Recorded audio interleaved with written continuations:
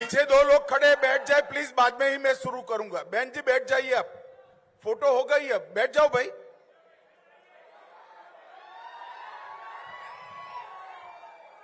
बोलो भारत माता की, भारत माता की।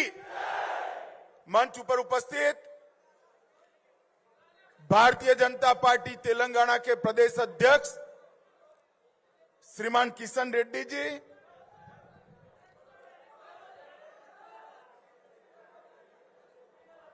भैया तुम सेट करके बैठ जाओ, मैं यहीं खड़े रहने वाला हूं। वो लाइन वाले शर्ट वाले भाई बैठ जाओ जरा प्लीज। बस कार्यकर्ता भी शांति रखे। अब डॉक्टर के लक्ष्मण जी, श्री इटेला राजेंद्र जी, श्री प्रभाकर जी, डॉक्टर कसम वेंकटेश्वरलू जी, श्री चंद्रशेखर जी, महेश्वर रेड्डी जी, श्री बीबी पाटिल जी, श्री प्रकाश बाबू जी, श्री भरत रेड्डी जी, दिल्ली से इस सम्मेलन के लिए वो आए हुए श्रीमान अमित मालवीय जी, और आज तेलंगाना यूनिट के मेरे साइबर योद्धा भाइयों और बहनों, आप सभी को नमस्कार। मित्रों, आज मैं जब यहां आया हूं तब भाग्य लक्ष्मी मां को प्रणाम कर कर मेरी बात की शुरुआत करना चाहता हूं। मैं यहां आया हूं तब भद्राचलम राम मंदिर को भी प्रणाम कर कर मेरी बात की शुरुआत करना चाहता हूं।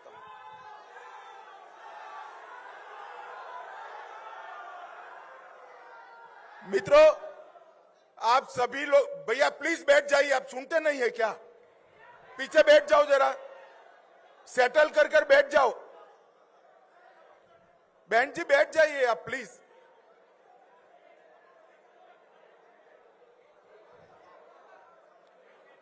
मित्रों, आप सभी जानते हैं, अब कार्यकर्ता भी शांति रखे, मैं बिठा रहा हूं ना, आप मत बोलिए, कोई नहीं बोलेगा। भाई कार्यकर्ता ना बोले बैठ जाएंगे वो फोटो लेकर, क्यों चिंता कर रहे हो? मित्रों, आप सभी जानते हैं कि आने वाले कुछ ही दिन में लोकसभा चुनाव की घोषणा होने वाली है, और अप्रैल और मई में हमारा ये महान देश, इसके मतदाता आने वाले 5 साल तक इस देश का शासन किस पार्टी के साथ होगा, किस व्यक्ति के पास होगा, इसका निर्णय करने वाले हैं, फैसला करने वाले हैं। और वो जो फैसला करने वाले हैं उसमें आप सभी का बहुत महत्वपूर्ण रोल है, बहुत महत्वपूर्ण योगदान रहने वाला है। इस जमाने के चुनाव में जितना महत्व घर घर घूमकर प्रचार करने वाले कार्यकर्ता का है, इतना ही महत्व सोशल मीडिया के माध्यम से घर घर संदेश पहुंचाने वाले कार्यकर्ता। मित्रों, देश की जनता ने एक प्रकार से तय कर लिया है। मैं करीब करीब देश के सभी राज्यों से होकर यहां आया हूं। जिस जिस कोने में गया, जिस जिस हिस्से में गया, जिस मत क्षेत्र के अंदर गया, हर जगह देश की जनता नरेंद्र मोदी जी को तीसरी बार प्रधानमंत्री बनाना था। युवाओं के बीच में जाते हैं, मोदी मोदी के नारे लगते हैं। महिलाओं के बीच में जाते हैं, मोदी मोदी के नारे लगते हैं। गरीबों के बीच में जाते हैं, मोदी मोदी के नारे लगते हैं। किसानों के बीच में जाते हैं, मोदी मोदी के नारे लगते हैं।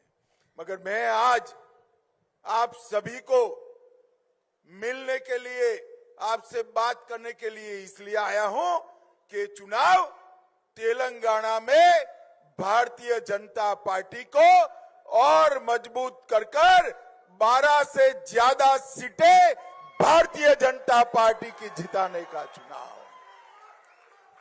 हम सब 400 पार का लक्ष्य तो याद रखें, 400 पार का लक्ष्य सिद्ध करना ही है, परंतु ये 400 में 12 कमल यहां से दिल्ली भेजने का काम तेलंगाना की जनता ने। भाई और बहनों, ये 10 साल के अंदर नरेंद्र मोदी जी ने देश को राजनीतिक स्थिरता देने का काम किया है।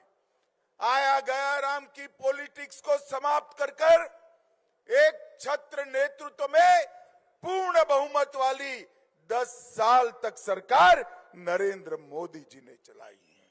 नरेंद्र मोदी जी ने 10 साल में भ्रष्टाचार मुक्त शासन दिया है। मैं बाद में बात करूंगा टीआरएस और कांग्रेस की लाखों करोड़ों रुपए के घपले घोटाले भ्रष्टाचार इनके सामने आरोप हुए। नरेंद्र मोदी जी पर 25 पैसे का आरोप हमारे विरोधी भी नहीं लगा सकते। नरेंद्र मोदी ने जन कल्याण की नीतियों वाला शासन दिया है। नरेंद्र मोदी जी ने देश को समृद्ध बनाने का काम किया है। नरेंद्र मोदी जी ने देश को सुरक्षित बनाने का काम किया है। हम जब शासन में आए 11वें नंबर की अर्थव्यवस्था थे, आज फिर से चुनाव में जा रहे हैं 11वें नंबर से 5वें नंबर की अर्थव्यवस्था भारत बन गया है मित्रों। और मैं आपको मोदी गारंटी बताने आया हूं।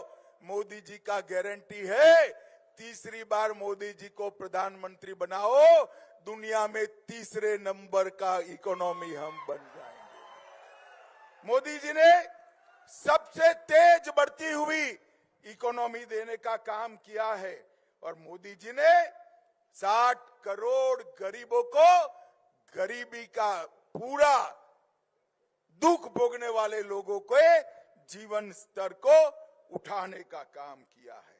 आज भारत स्मार्ट डेटा कंजम्पशन में दुनिया में नंबर 1 है, फिनटेक में नंबर 1 है, मोबाइल मैन्युफैक्चरिंग में नंबर 2 है, तीसरा बड़ा एविएशन मार्केट है, तीसरा बड़ा ऑटो मार्केट है और चंद्रमा के दक्षिण ध्रुव पर पहुंचने वाला भारत पहला देश है मित्रों। ये गौरव मोदी जी ने दिया है।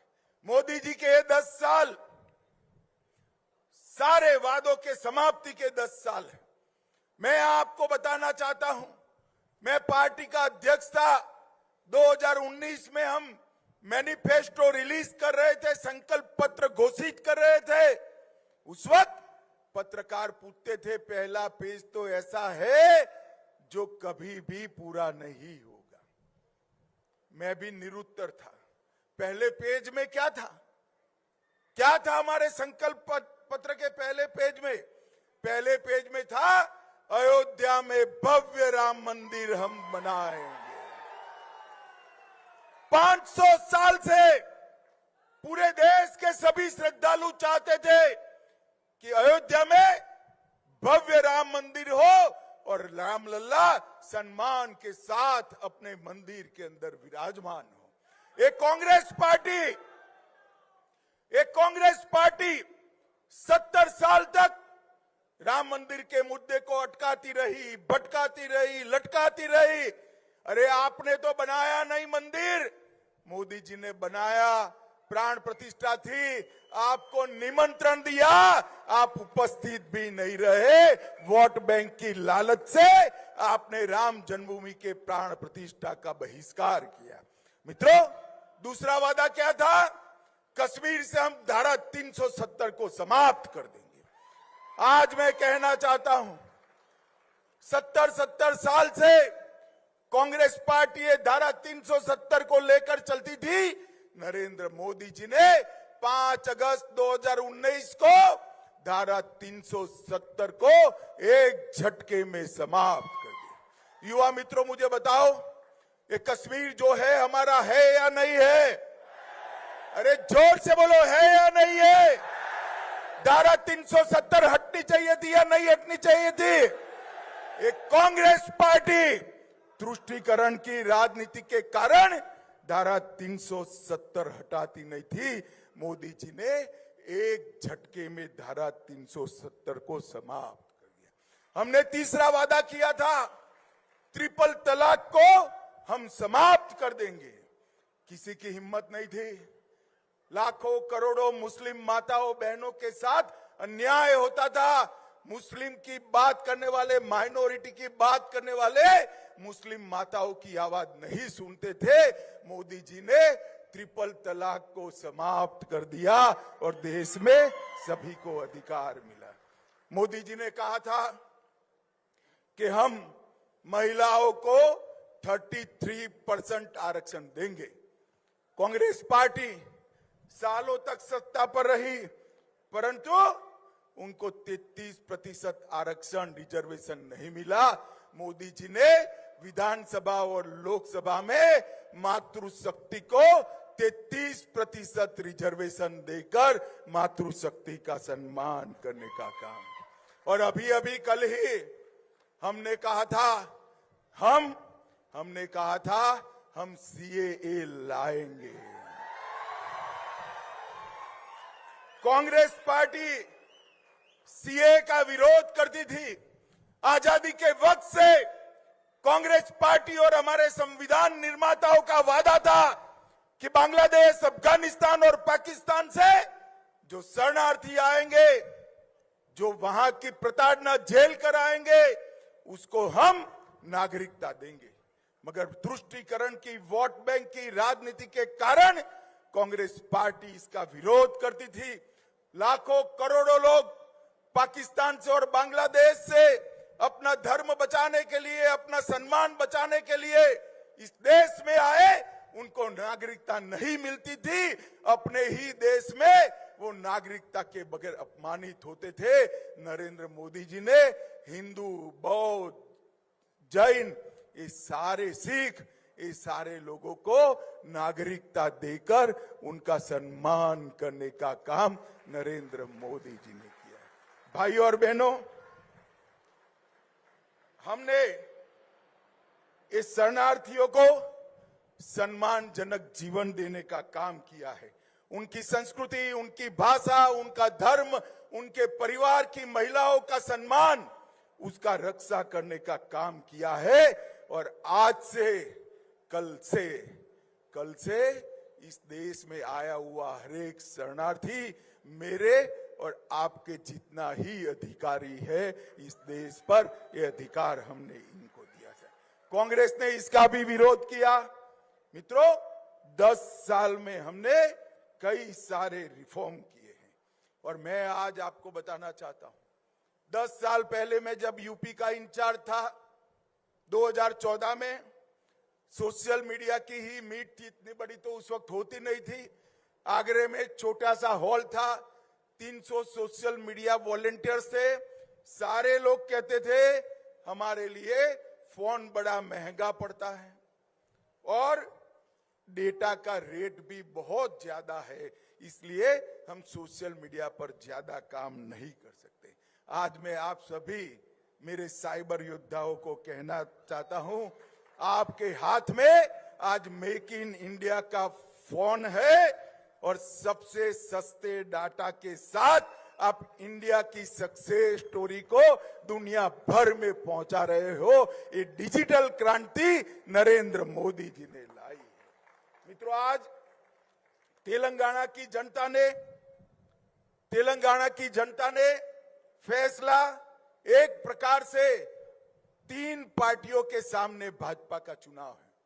कांग्रेस पार्टी, TRS और मजलिस। मगर मैं कहता हूं ये तीनों पार्टियों का एजेंडा एक ही है। मेरी बात ध्यान से सुनना। 3 पार्टियों के सामने तेलंगाना की जनता को भारतीय जनता पार्टी को और मोदी जी को चुनना है। 1 कांग्रेस पार्टी, 2 TRS, तीसरा मजलिस। परंतु पार्टी कहने को 3 है मगर एजेंडा एक ही है। ये कांग्रेस और टीआरएस मजलिस के एजेंडे पे चलते हैं, मजलिस का एजेंडा लागू करता है।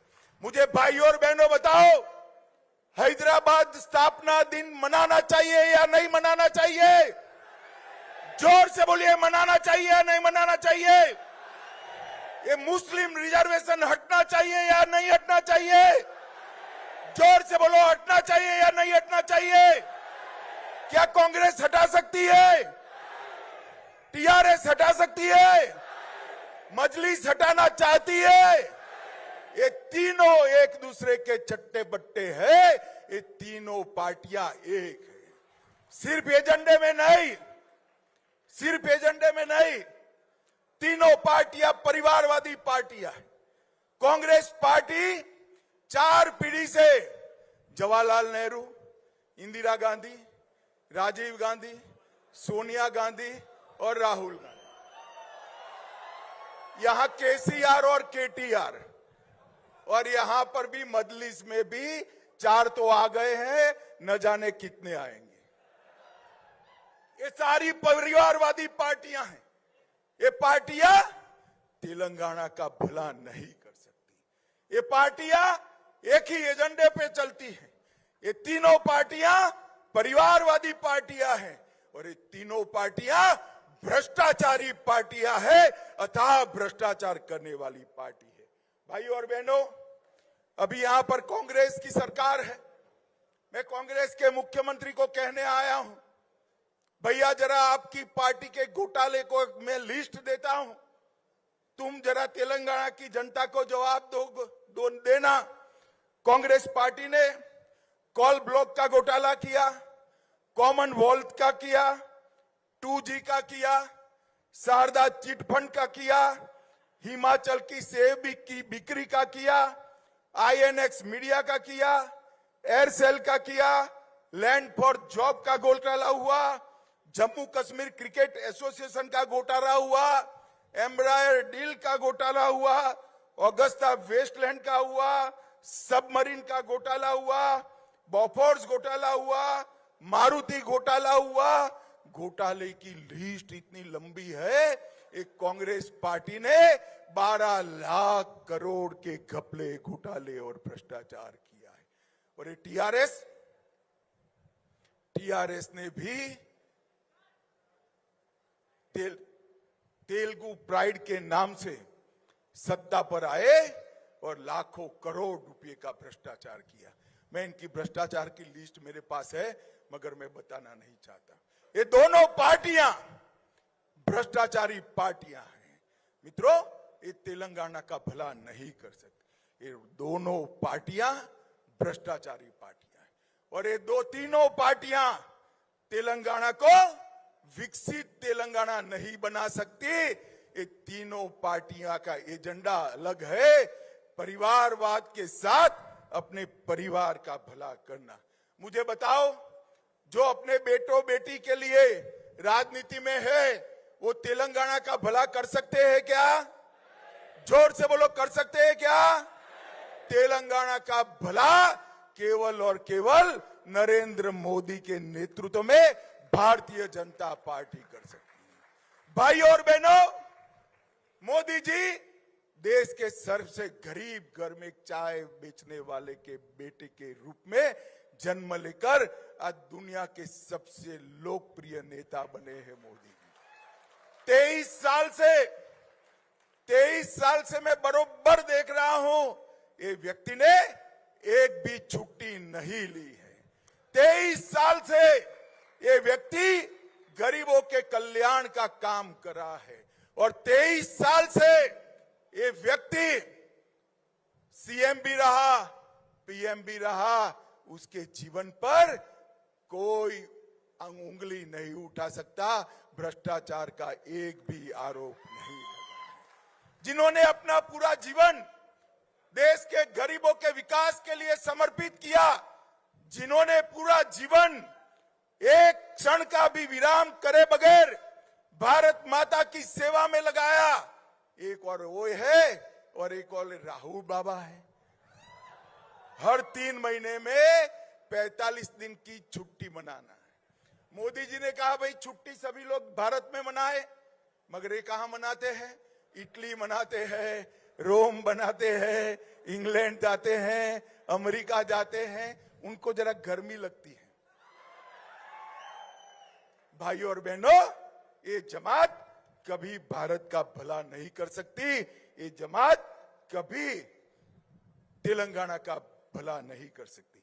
और मैं आज यहां आया हूं तब तेलंगाना के मुख्यमंत्री को पूछने आया हूं, आप जरा बताइए, 10 साल आपकी सरकार थी, 10 साल में आपने तेलंगाना के लिए कितना खर्च किया? मित्रों, 10 साल में संयुक्त आंध्र प्रदेश के लिए सोनिया मनमोहन सरकार ने 2 लाख करोड़ रुपए का खर्च किया था। कितना खर्च किया था? जोर से बोलो, कितना? मोदी जी ने अकेले तेलंगाना के लिए 2,42,000 करोड़ का खर्च किया है। एक दृष्टि से देखे तो 3 गुना खर्च होता है।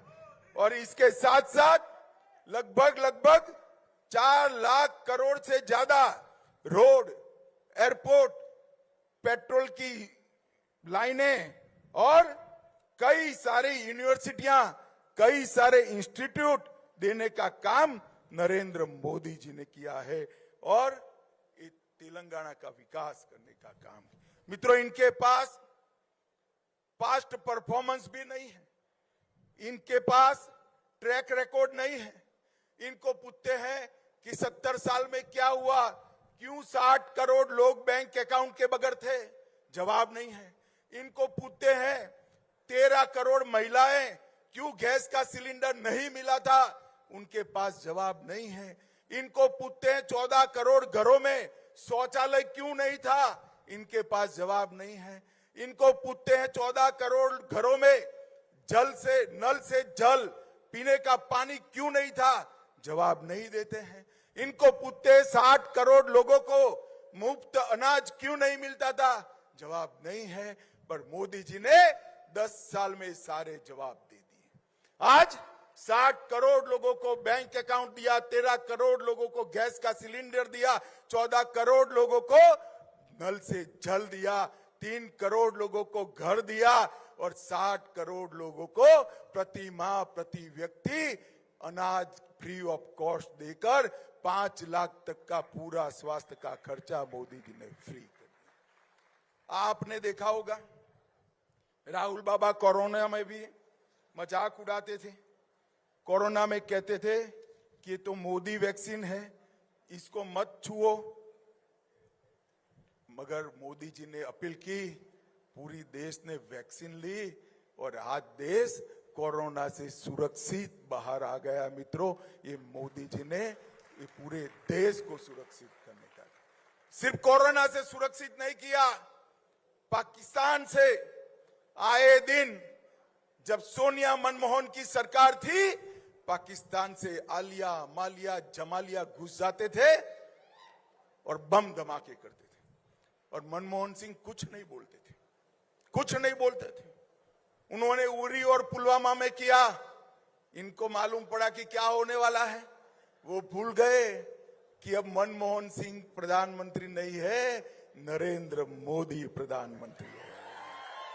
10 ही दिन के अंदर सर्जिकल स्ट्राइक और एयर स्ट्राइक कर पाकिस्तान के घर में घुसकर आतंकवादियों का सफाया करने का काम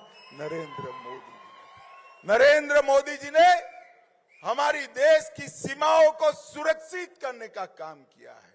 आतंकवाद और नक्सलवाद को समाप्त करने का काम नरेंद्र मोदी जी ने किया है।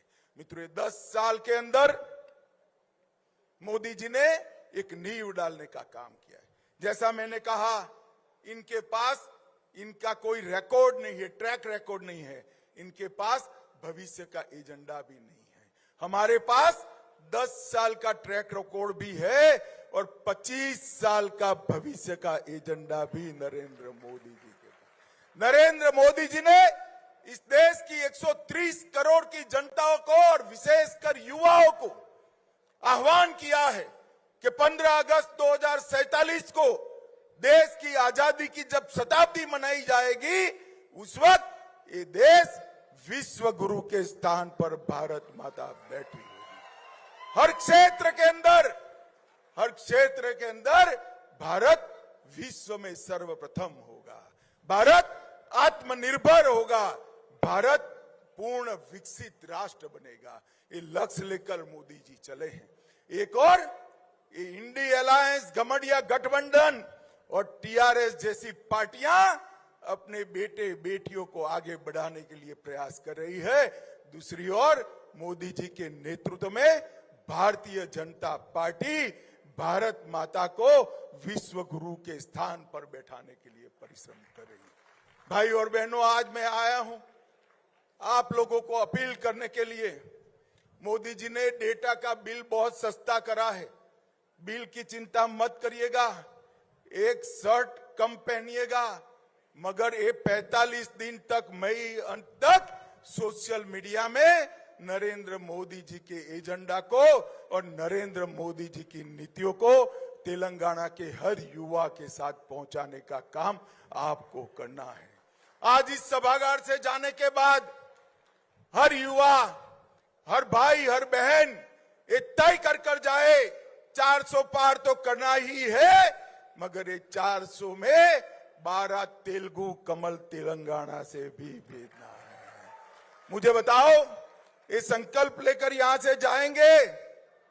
अरे यार जोर से बोलो, जाएंगे? 12 सीट जीतने का फैसला करते हैं? जोर से बोलिए, करते हैं? मोदी जी को 400 पार कराओगे? मोदी जी को तीसरी बार प्रधानमंत्री बनाएंगे? तेलंगाना में 12 से ज्यादा भाजपा सांसद जिताएंगे? तो मेरे साथ दोनों हाथ उठाइए, उठाइए दोनों हाथ, विजय के संकल्प की मुट्ठी भींचिए और प्रचंड आवाज से बोलिए, भारत माता की, भारत माता की, भारत माता की।